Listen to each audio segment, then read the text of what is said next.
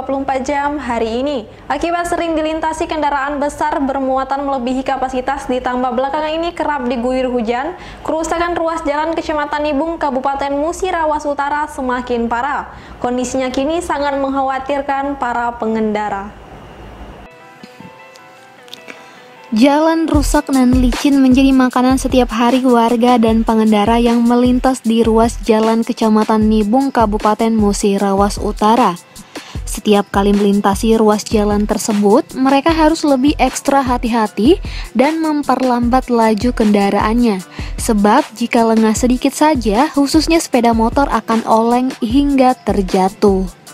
Kerusakan jalan tersebut sudah berlangsung lama, namun terkesan luput dari mata pemerintah. Akibatnya, kerusakan di jalan itu kian hari kian bertambah parah.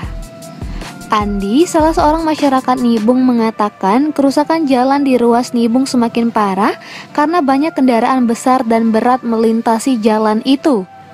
Akibatnya, karena sering kendaraan berat melintasi jalan itu dan tanpa ada upaya penertiban baik dari Dishub maupun pihak terkait, otomatis kerusakan jalan baik jalan dari Simpang Nibung maupun jalan Simpang Kabu kondisinya kini semakin parah.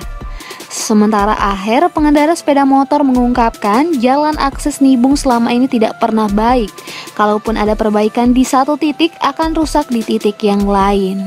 Dikatakannya, seharusnya pemerintah bisa menerapkan fungsi pengawasan agar kendaraan besar yang sering melintas di kawasan itu dapat dicegah.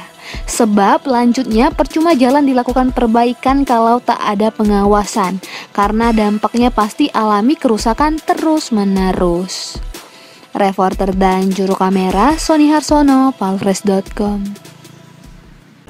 Pemirsa, Kampung KB Jeruk Bali, Desa Sinjar Bulan, Kecamatan Gumai Ulu saat ini menjadi tempat wisata megalit. Hal ini mengingat di desa tersebut banyak sekali peninggalan megalit yang kini dilindungi negara.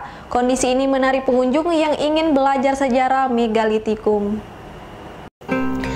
Banyaknya situs megalit yang ditemukan Balai Cagar Budaya membuat Kabupaten Lahat menyandang status negeri 1000 megalit. Seperti yang terlihat di Kampung KB Jeruk Bali, Desa Sinjar Bulan, Kecamatan Gumai Ulu, di sana ada komplek megalit yang kini sudah dilindungi pemerintah. Kepala Desa Kampung KB Jeruk Bali, Desa Sinjar Bulan, Nani Diarti, mengatakan, keberadaan situs peninggalan zaman purba menjadi daya tarik wisatawan, terutama pengunjung yang ingin belajar sejarah megalit. Kondisi ini tentu saja dapat meningkatkan perekonomian warga. Sementara itu, juru pelihara Ari Wijaya mengatakan, setiap megalit mempunyai cerita masing-masing. Rata-rata manusia zaman dahulu yang membuatnya untuk manifestasi terhadap sosok kekuatan.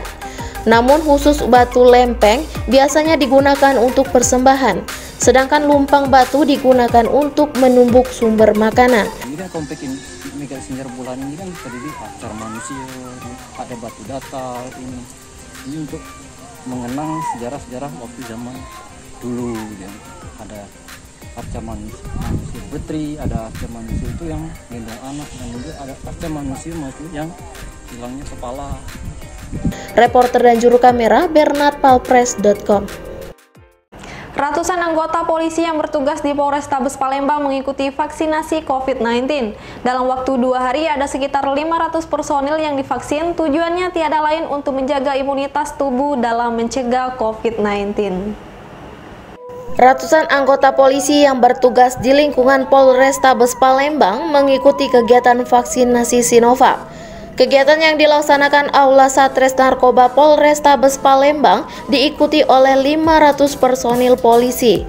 Kepala Urkes Polrestabes Palembang, Dr. Launa R. Munajat, mengatakan, bahkan vaksinasi di wilayah hukum Polrestabes Palembang sudah berjalan 2 hari. Rencananya vaksinasi sendiri akan dilaksanakan selama 14 hari dengan target seluruh personil kepolisian. Lebih jauh, kata Dr. Launa, saat ini sudah ada sekitar 800 hingga 900 anggota yang divaksin. Ditargetkan vaksinasi ini akan dilakukan kepada 1.800 personil. Kegiatan ini sendiri bertujuan menjaga imunitas tubuh para personil agar ketika terpapar atau terinfeksi virus sudah memiliki kekebalan tubuh, sehingga tetap prima saat berada di lapangan. Kegiatan kita hari ini sebetulnya sudah berlangsung dari kemarin ya. Jadi kita akan sampai kurang lebih 14 hari ke depan melakukan pelaksanaan vaksin untuk TNI Polri. Untuk jumlah kita keseluruhan personil ada 1.800 sekian. Jadi per hari kurang lebihnya 200 sampai 250 personil yang kita suntikan. Tujuan vaksinasi sendiri sudah jelas untuk membuat imunitas tubuh kita agar ketika kita terpapar ataupun kita terinfeksi virus COVID, kita sudah memiliki kekebalan tubuh sehingga personil kita jauh lebih prima di lapangan. Reporter dan juru kamera Kurniawan, palpres.com. Berita terakhir Sumsel 24 jam hari ini. Bagi bunda yang ingin buah hati Anda terlihat trendy, rasanya tepat sekali jika belanja pakaian di Koko Hoki. Outlet yang ada di Jalan Kolonel Haji Burlian, tepatnya di depan Taman Wisata Punti Kayu ini menjual berbagai pakaian ekspor dengan harga kaki lima. Berikut liputannya. Banyak sekali pilihan merek luar negeri bisa Bunda dapatkan di Koko Hoki, outlet yang ada di Jalan Kolonel Haji Berlian, tepatnya di depan Taman Wisata Punti Kayu ini, memang menjual pakaian anak-anak bermerek ekspor dengan harga yang sangat terjangkau. Owner Koko Hoki, Rini Humairah menjelaskan, pakaian yang dijual merupakan sisa ekspor dengan berbagai macam merek seperti Old Navy, Jenny and Jack, Mothercare, dan masih banyak brand terkenal lainnya. Untuk koleksi pakaian yang tersedia juga cukup lengkap, mulai dari newborn hingga junior atau usia 0 bulan hingga 17 tahun. Meskipun baju yang ditawarkan brand terkenal, baju anak sisa ekspor ini dibanderol cukup terjangkau dengan harga mulai dari 30 ribuan hingga 100 ribu rupiah. Bagi warga Palembang yang ingin melihat pakaian anak sisa ekspor bisa langsung datang ke toko, dan jika berada di luar Palembang bisa belanja melalui online dengan melihat koleksi di Instagramnya @kokohoki.id.